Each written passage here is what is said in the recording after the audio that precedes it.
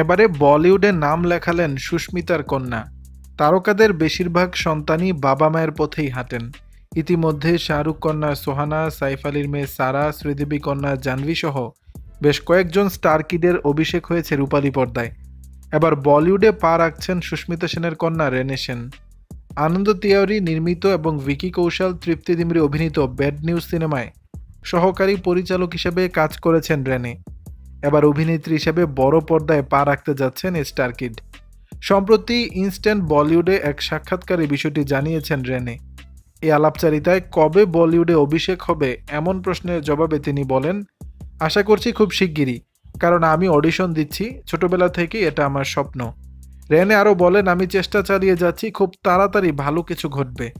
এই সময়টা খুব ভালো, কারণ এখন বিভিন্ন গল্প নিয়ে কাজ হচ্ছে, আর আমি সেই ভালো গল্পের অংশ হতে চাই। জানা গেছে ৪৭ বছর বয়সী বলিউড অভিনেত্রী সুস্মিতা সেন এখনও অবিবাহিত, কিন্তু কেন তিনি বিয়ে করেননি তা আজও অজানা। তবে বিয়ে না করলেও ২ কন্যা সন্তানের মা সুস্মিতা। ২০০০ সালে বড় মেয়ে রেনেকে দত্তক নেন তিনি। এরপর নিজের মেয়ের মতো করেই তাকে বড় করেছেন।